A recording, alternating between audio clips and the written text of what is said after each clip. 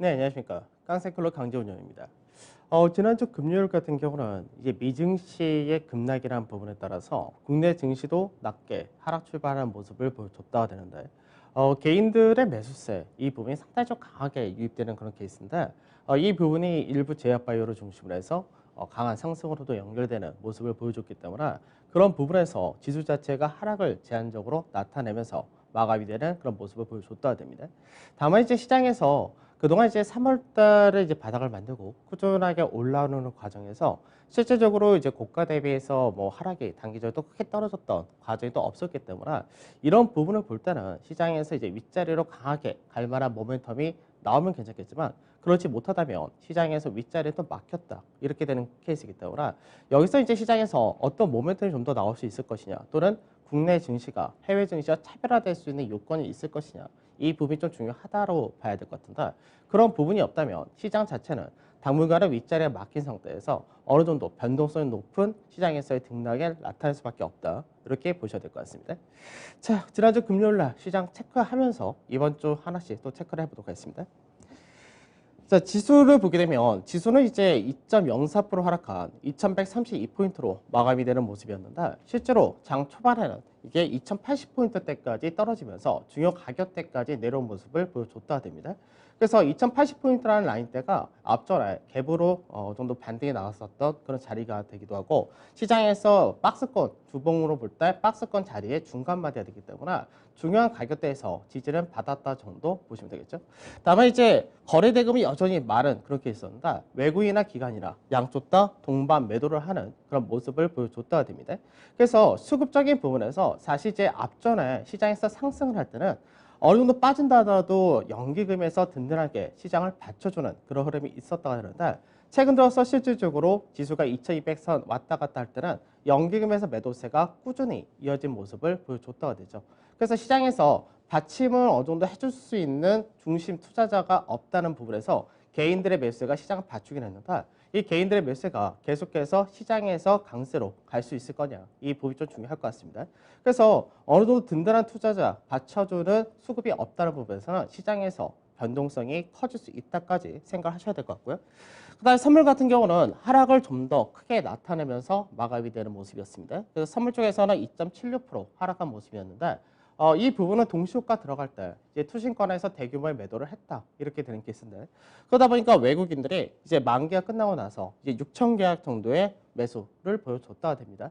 다만 앞전같이 대규모의 누적 순매수를 갖고 있는 그런 상태가 아니기 때문에 외국인들의 매수가 강하게 들어왔다 해서 이게 누적으로 어느 정도 쌓이거나 그런 과정이 나오기 전까지는 외국인의 매수가 들어왔으니까 시장이 버틴다 이렇게 역시 해석할 수는 없다고 생각하셔야 될 것 같고 그 다음에 베이시스가 마이너스 1%대까지 벌어졌다 되죠. 그래서 이 부분은 어느 정도 아침에 이 베이시스를 맞춰주는 작업을 다시 할 것으로 보이는데 관건은 베이시스가 이렇게 크게 악화가 되어 있기 때문에 프로그램 매수가 바로 들어오기보다는 오히려 프로그램 매도가 좀 더 출회될 가능성이 높다라고 생각하셔야 될 것 같습니다. 그다음 코스닥을 보게 되면 코스닥은 이제 2.76% 역시 거래수와 비슷하게 하락으로 마감을 했다가 되는데 거래 대금은 11조 5천억으로 여전히 양 시장 모두 거래 대금은 굉장히 많다 이렇게 되어 있겠죠. 외국인 같은 경우는 코스닥에서 오히려 매수를 하는 모습을 보여줬다 됩니다. 그래서 외국인이 1290억 정도 매수를 했고 기관에서는 170억 정도 매도를 했다가 됩니다. 자, 해외 증시 보도록 하죠. 중국 증시 같은 경우는 어떻게 보면은 그동안 유럽이라든지 국내 증시라든지 미증시라든지 상당히 강한 상승을 보여주는 과정에서 중국 같은 경우 그런 상승은 나타내지 못했다가 되죠. 그러다 보니까 중국 증시 같은 경우는 2,900이라는 가격대를 중심으로 해서 이 가격대를 올라가고 지지를 받고 그런 과정을 반복했었는데 금요일날 장중에 역시 중국도 처음에는 하락 출발이 역시 나타난 모습이었지만 결국 이제 2,900선이라는 자리대를 회복해서 약보합으로 마감이 되었다 됩니다. 그래서 장중에 미선물이 강세를 띄었던 그런 부분도 있었고 그 외적으로도 이제 저가 매수가 유입이 되고 외국인의 매수가 최근 들어서 꾸준히 이어진다는 부분이 어느 정도 해외 증시와 달리 이제 중국 증시는 약보합 정도로 끝났다 됩니다. 그다음 미증시인데 미증시가 이제 목요일날 급락을 하고 그리고 나서 금요일 같은 경우는 이제 반등을 하는 그런 모습을 보여줬다 되겠죠. 근데 이제 보통 우리가 생각할 때 하락 자체가 5에서 7%대의 급락이 나타나고 그리고 반등 자체가 하락분의 절반 정도를 바로 어느 정도 회복해주는 그런 반등이 나오면은 추가 반등에 따른 기대감이 좀 형성될 수 있는데 그런 부분에 좀 부족했다가 되는 케이스였습니다. 그래서 미증시는 1%에서 1.9% 정도 상승으로 마감이 되긴 했는데 실제 이 부분은 금요일날 장중 미선물이 강세 뛰었던 만큼만 상승을 했다. 이렇게 되는 케이스이기 때문에 추가적으로 국내 증시가 오늘 강세 출발이 나올 수는 없는 과정이다라고 보셔야 될 것 같습니다. 그래서 결과적으로 이제 반발 매수세가 유입이 되었다. 이 부분이었고 앞전에 제가 말씀드렸을 때 미증시가 굉장히 큰 폭의 급락이 떨어졌다 하더라도 앞전의 하락만큼 그런 하락이 떨어지지는 않는다라고 말씀드렸는데 그때는 코로나로 인해서 미 정부 자체가 이제 셧다운을 하는 그런 과정이 있었기 때문에 그 부분이 굉장히 크게 영향을 미쳤다고 하는데 실제로 이번에는 앞전부터 언급을 했듯이 코로나가 재확산된다 하더라도 어느 정도 컨트롤할 수 있는 상태다 이렇게 생각하고 있기 때문에 셧다운 자체는 없다는 부분이 있다는 부분이 사실 반등의 모멘텀을 약간 작용을 했다 정도 됩니다. 그래서 실질적으로는 이제 가장 하락을 크게 떨어뜨렸었던 항공이라든지 원유 서비스, 금융, 철강, 자동차 등 경기 관련주가 반등을 또 강하게 하는 그런 모습을 보여줬다는데 여기서 또 주의를 할 건 뭐냐면 실제로 이제 금요일날 이 아침 방송에서 말씀드렸듯이 미국에서 가장 시가총액이 높은 기술주들 이들 같은 경우는 실제로 금요일날 하락을 할 때도 하락폭이 조금은 들라고는 했었지만 역시 반등할 때도 반등폭이 굉장히 작았다는 부분 그리고 아마존 같은 경우는 오히려 약세로 마감이 되었다는 부분을 좀 체크를 하셔야 됩니다. 그만큼 미증시에서 그동안 상당히 많은 종목들이 다 반등을 했다가 되는데 신고가를 보이면서 계속해서 이 나스닥 지수를 끌고 올라간 쪽이 결국 그런 기술주였었다는 얘기인데 그 기술주들이 서서히 시장보다 더 약해지는 모습이 나타날 가능성이 높아진다는 점. 그래서 그런 부분이 성장주를 다시 대표하는 그런 종목들인데 성장주 쪽에서의 차익 실현이 좀 세진다. 이렇게도 볼 수 있을 것 같습니다. 그 다음에 뭐 테슬라라든지 넷플릭스 같은 이런 성장주, 그 언택트도 역시 시장에서 미증시가 반등했다 하더라도 결과적으로는 하락으로 마감이 되는 모습을 보여줬다 되죠. 그 다음에 MSCI 코리아 인덱스 같은 경우가 금요일 날이죠. 목요일 날이죠. 목요일 날 5% 정도 하락했었는데 1.34% 정도 반등을 해서 마감이 되었고요. 달러 인덱스는 오히려 소폭 강세가 이어지는 모습이었고 원달러 한에도 이제 1,200원대를 올라선 모습을 보여줬다 정도 보시면 되겠습니다. 자, 중국 증시부터 체크해 보죠. 중국 증시가 사실 여기서 관건이 뭐냐면 미증시는 어차피 연말까지 미증시를 생각할 때 별로 기대 자체를 별로 안 가질 수밖에 없는 상황입니다.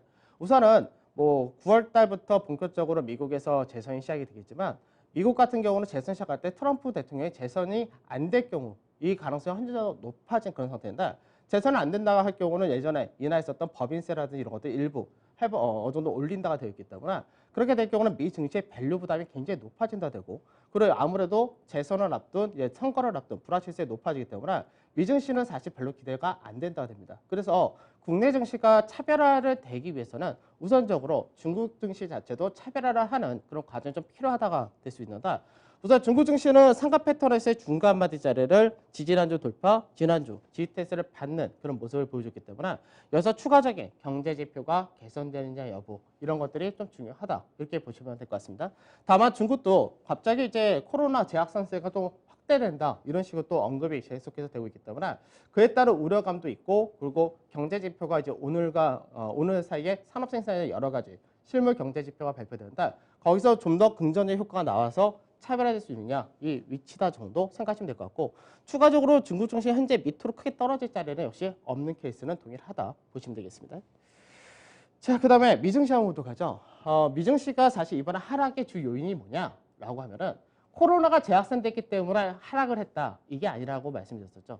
미증시가 하락한 가장 큰 요인은 딱 먼저 이야기하라면은 간단하게 말씀 부분이 밸류 부담이다 이렇게 볼 수 있습니다.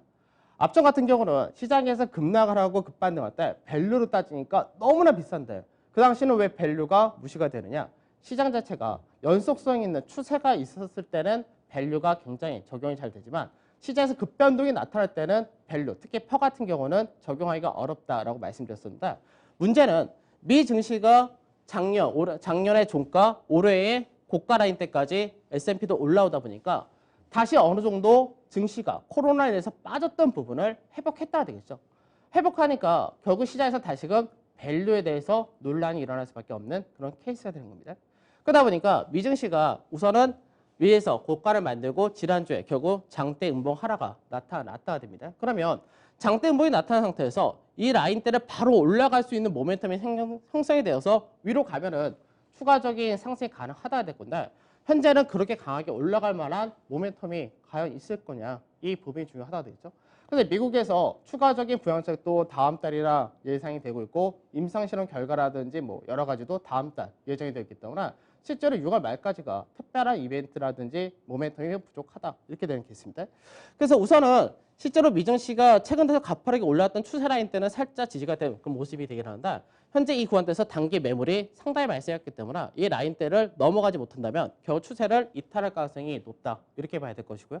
이탈하게 될 경우는 앞전에 시장에서 추가적으로 상승하기 전에 박스권을 만들었던 상단 자리 이 라인대가 지지라인으로서 중요하다 이렇게 볼 수 있는데 이 2950에서 3000이라는 자리 때 여기를 지켜주지 못할 경우는 2800선 전후까지는 열어둬야 된다 됩니다.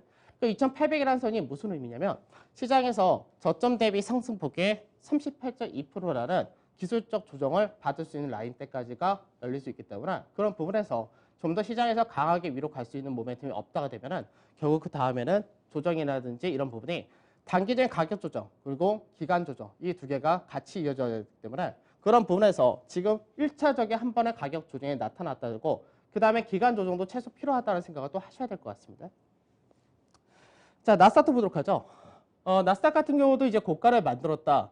그러니까 사실 이제 그 일간상으로 우리가 이제 장중에 보면은 장중 고가를 넘어가면서 신고가다 이런 생각을 굉장히 많이 하는데 실제로 추세적인 부분에서는 그게 단기적으로 잠깐 올라가거나 또 우리가 중요 라인대를 잠깐 깨거나 회복하는 그런 과정이 중간중간 나타날 수 있는데 주봉이라는 약간 좀 큰 그림을 보게 되면은 결국 고가 라인을 살짝 넘어가긴 했지만 그거를 안착하지 못하고 저항으로 인식하고 떨어졌다가 되는 케이스가 됩니다. 그래서 나스닥 같은 경우는 전체적으로 이제 시장에서 계속해서 상승을 보였었던 이 추세 라인 때 상단 자리를 다시금 고가로 인식을 하고 떨어졌다 된 케이스인데 지지 라인은 이 라인대에서 역시 지켜주면 괜찮지만 이 라인대 지지하지 못한다면 추가적인 조정이 가능하다가 됩니다. 그래서 나스닥 지수도 마찬가지로 9200에서 9300포인트라는 라인대가 상당히 중요한데 그 라인대를 만약 이 가격이 되는데 이 라인대 추세를 이탈하게 될 경우는 역시 추가적인 조정폭을 8600선까지는 열어둬야 된다 됩니다. 그러니까 이 라인대도 동일하게 상승폭의 38.2%이기 때문에 실제로 주가 자체가 우리가 일반적인 종목도 마찬가지고 시장도 마찬가지지만 단기 상승이 크게 나타나고 나서 38.2%라는 조정은 사실 견조한 조정이라고 얘기하는데 워낙에 상승을 크게 했었기 때문에 그 조정폭이 38.2%라는 양호한 조정폭이다 하더라도 조정폭 마디 자체가 좀 클 수 있다는 점은 염두를 해두셔야 될 것 같습니다. 그래서 미증시 특히 나스닥 증시 같은 경우는 추세 자체가 계속해서 다시금 회복하고 고가 라인대까지 갈 수 있던 그런 부분은 빵이라고 얘기하는 일부 컨택트를 뭐 대표하는 기업들이 되기도 하고 여러 가지 이런 성장주 이런 쪽에서 상당히 강하게 움직였다. 근데 그 부분이 차익 실현으로 떨어질 가능성이 높아졌다는 부분이 계속해서 이번 주에는 중요하게 작용을 할 것으로 그렇게 전망이 됩니다. 그래서 사실 이제 국내 증시 같은 경우는 이제 공매도가 현재 금지가 되어 있는 그런 상태인데 미증시 같은 경우는 이제 아직까지 공매도가 뭐 금지되거나 그런 게 없기 때문에 한편으로는 과한 밸류가 다시금 시장에서 인식을 하기 시작했다 이렇게 될 경우는 어느 정도 공매도라든지 차익 실화라든지 이런 쪽이 상당히 활발하게 움직일 수 있기 때문에 그런 부분에서가 경계를 가져야 된다 정도 보시면 되겠죠. 자, 금요일날 시장 간단하게 보도록 하죠. 금요일날 시장에서 지수는 2% 하락이었지만 실제로 대부분의 종목들은 그 이상의 하락을 나타냈다가 됩니다. 그러면 이 하락이 상대적으로 지수 자체가 하락이 들떨어졌다 겉으로 보일 때 왜 그러냐면 지하 쪽에서 시가총액이 굉장히 높은 쪽이 삼성바이오로직스와 셀트리온 이 두 종목인데 이 두 종목이 굉장히 강하게 움직였다가 되겠죠. 그래서 실제적으로 제약바이오 전체가 다 움직인 것이 아니라 이 삼성바이오로직스라든지 셀트리온 이 시총이 높은 제약바이오 쪽에서가 굉장히 강하게 상승을 나타냈다가 됩니다.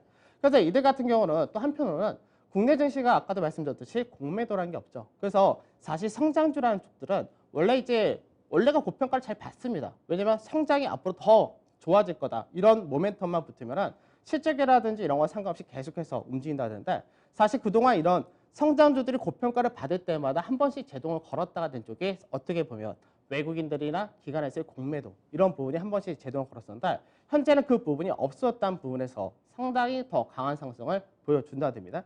다만 미증시하고 연동되는 부분이 있기 때문에 미증시에서 성장주의 대장이라고 하고 있는 뭐 아마존이라든지 여러 가지 종목들이 차익 실현이라든지 하락이 좀 더 커질 때는 국내 성장주 쪽에서도 차익 실현이 떨어질 수 있다는 부분은 동일하다. 이렇게 보시면 될 것 같습니다.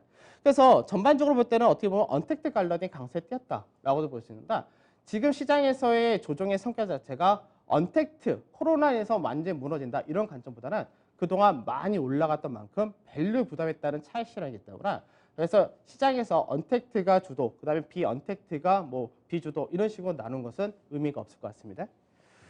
자, 수급을 보도록 하죠. 수급을 보면은 이제 시장에서 삼성전기, 삼성바이오로직스, 셀트리온 제약 이쪽에 대해서가 외국인들의 매수가 강하게 나타난 게 있었고 이 외적으로도 이제 일부 2차 전지도 들어왔고 그 다음에 음식료도 일부 들어온 모습을 보여줬다 됩니다. 그 다음에 매도를 보게 되면 매도에서는 이제 네이버, LG 화학 이쪽에 대해서 매도 컸었고 그 다음에 삼성전자가 동반 매도, SK텔레콤이라든지 뭐 한진카이라든지 CGN 이런 쪽도 역시 동반 매도 나타났고 그 다음에 금융 관련도 역시 동반 매도가 나타나는 흐름을 보여줬다 됩니다. 그 다음에 기관에서 수급을 보게 되면 기관에서는 이제 반대되는 케이스가 되죠. 네이버라든지 카카오를 오히려 적극적으로 매수하는 모습을 보여줬다가 되고 그 외적으로 역시 LG화학도 매수를 하면서 외국인과 기관이 엇갈린 그런 흐름을 보여줬다가 됩니다. 그 상태에서 삼성바이오로직스는 역시 동반 매수가 들어왔다. 그 다음에 농심이라든지 이런 음식료 역시 동반 매수가 들어온 모습을 보여줬다가 됩니다. 그 다음에 매도를 보게 되면 매도에서 삼성전자가 이제 동반 매도를 하는 모습을 보여줬다 되고요. 그 다음에 셀트리온도 역시 마찬가지로 동반 매도가 나타나는 모습 그리고 금융 쪽에서 KB라든지 하나금융이라든지 이런 쪽 역시 동반 매도 나타나는 모습을 보여줬다 됩니다. 그래서 지난 한 주 동안의 이제 수급을 보게 되면은 실제적으로 이제 지지난주였죠. 지지난주 같은 경우가 수급상에서 외국인과 기관의 동반 매수가 특히 들어오는 모습을 보여줬었고 특히나 이제 금융투자에서가 대규모 매수를 보이면서 지수 2100이라든지 2150을 강하게 뚫는데 굉장히 큰 힘을 보여줬다가 되는데 지난주를 보게 되면 결과적으로 외국인이 4,400 정도 매도를 했고 기관에서가 다시금 2조라는 매도를 했다가 됩니다. 그래서 기관의 2조 매도에서는 금융투자가 우선 1조, 그러니까 지지난주 샀던 물량의 절반 정도를 매도를 한 모습을 보여줬고 그 다음에 연기금에서가 6,400억 가까운 매도를 했다가 되죠. 그래서 연기금이 그동안 시장에서 매도세를 이렇게까지 최근 들어서는 보인 적이 없었는데 꾸준하게 연기금에서 매도세가 이어지고 있다는 부분이 있습니다. 그래서 결과적으로 지난주에는 개인들이 또 2조 5천억 가까운 매수를 보여줬다 됩니다. 코스닥 같은 경우는 이제 외국인들이 코스닥에서 매수 좀 강하게 들어오면서 코스닥은 외인들이 매수가 들어왔고 기관은 역시 매도를 했다가 되는 케이스입니다. 다만 이제 코스닥은 외국인과 기관의 수급보다는 역시 개인들이 끌고 올라가는 그런 시장이기 때문에 외국인이 사줬다라는 부분은 좋은데 이게 일부 종목에 한정이 된다는 부분도 염두를 해주셔야 될 것 같습니다. 그래서 실제로 지난 한 주 동안의 시장을 보게 되면 지난 한 주는 뭐 목요일까지는 어느 정도 제자리에서 왔다 갔다 그런 흐름을 보여줬고 실제로 이제 금요일날 하락을 했다가 되죠. 그래서 금요일날까지 해서 지난 한 주가 2.27% 하락했고 코스닥은 약보합 정도로 오히려 하락이 거의 안 떨어진 모습을 보여줬다 됩니다. 은행 업종이 가장 큰 하락을 했는데 지난 3주 동안에 가장 많이 상승 업종 중에 하나였다 정도 생각하시면 될 것 같고요. 그 다음에 경기 관련 쪽도 마찬가지로 평균적으로 5에서 6% 정도 하락하면서 앞전에 이제 지수가 올라갈 때 경기 관련이 역시 상대적으로 지수보다 2배, 3배 이상 올라갔듯이 역시 그렇게 하락을 했다 됩니다. 반대로 이제 강세를 뽑아줬다는 쪽에서가 제약이 상당히 강한 상승을 보여줬다 이렇게 된 케이스였고요. 서비스 쪽에서는 뭐 인터넷이라든지 게임 그대로 강세 띄워줬고 음식료에서는 CJ 제일제당이라든지 농심 이런 쪽에서가 역시 강세를 보여준 모습이었습니다. 그 외적으로 이제 내수 방어주다라고 하는 통신이라든지 음식료 이런 쪽은 좀 약했다 되고 방어 소비재 정도가 강세에 띄었다라고 보시면 될 것 같습니다.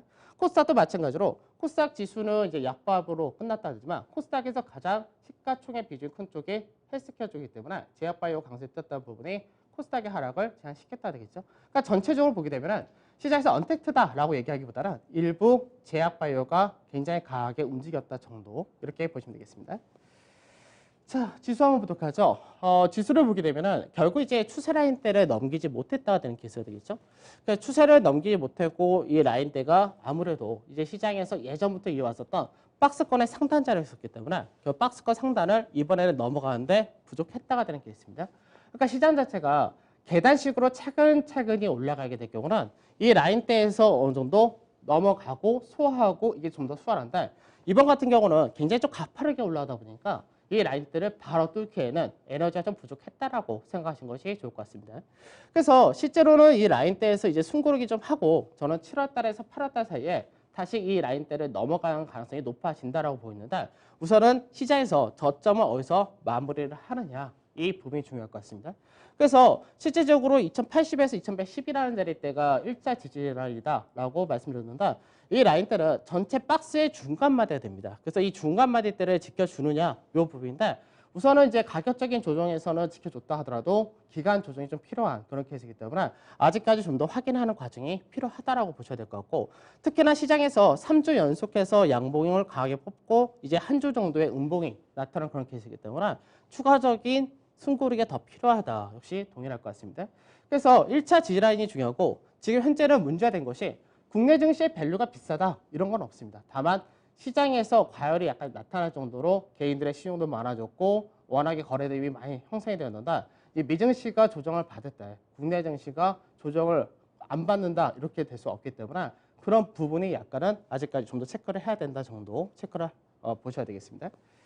그다음 코스닥입니다. 코스닥은 개인들의 지금 최근 들어서 국내에서 뭐 동학개미다라고 얘기하고 뭐 미국에서는 로빈후드다 뭐 이렇게 얘기를 하는데 시장에서 개인들이 강하게 살 때는 좋습니다. 개인들은 사실 제가 앞전에도 그런 얘기 많이 들었는데 시장에서 방향은 누가 만드느냐? 시장에서 바닥을 쳤다 상승을 간다 또는 하락으로 떨어진다 이런 방향은 주로 외국이라든지 기관에서가 주로 만드는 거고 세기 힘의 강도를 만드는 거는 개인들이 만든다 이렇게 말씀드립니다.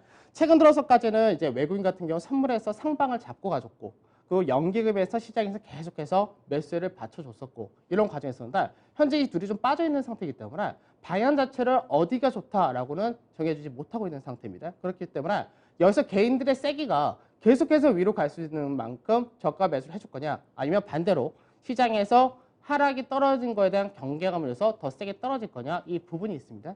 그래서 개인들 같은 경우 코스닥에 대해서 굉장히 강하게 움직이는데 코스닥이 어떻게 보면은 시장에서 굉장히 가파르게 올라왔던 만큼 이 추세 라인대를 이겨주면 좋은데 이 라인대를 이탈하게 될 경우는 추가적인 조정폭이 좀 더 확대될 가능성이 높다까지 연결을 하셔야 될 것 같습니다.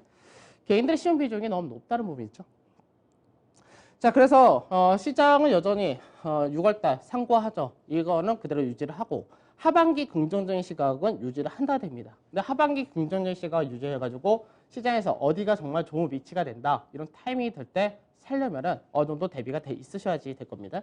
그러니까 모멘텀 자체는 없다고 보셔야 될 것 같고 이번 주 중요한 이벤트는 뭐 오늘하고 내일 사이에 미국이나 중국에서 산업 생산이라든지 소매 판매 같은 실물 경제 지표 발표가 있고요. 그다음에 이제 이번 주 금요일에 열리겠죠. 선물 옵션 동시 만기일이 있다. 미국에서. 그래서 이런 부분은 실제로 시장에서의 변동성을 계속해서 확대하는 구간이다라고 보셔야 될 겁니다. 그다음에 이슈가 붙는 종목별에 따라서는 이제 차별화가 나올 수밖에 없다 정도 되는데 전체적인 시장을 볼 때는 가격 조정과 기간 조정이 이어질 수밖에 없다 정도 생각하시면서 약간은 보수적으로 움직이시는 것이 좋을 것 같습니다. 그러니까 저는 이제 개인적으로 지난주까지가 원래 전략에서는 대부분 다 마무리하고 이번 주는 시작 전망이었는데 그게 지난주 그 전주에 나왔었기 때문에 지난주도 쉬고 있었고 이번 주도 아마 쉬지 않을까 이런 식으로 시장 접근을 하고 있습니다. 그래서 시장에서 급하게 움직일 필요는 없을 것 같기 때문에 천천히 시장에서 차분하게 보시면서 움직여도 될 것 같습니다. 자, 그럼 오늘 저는 여기서 마무리하도록 하고 내일 찾아뵙도록 하겠습니다. 감사합니다.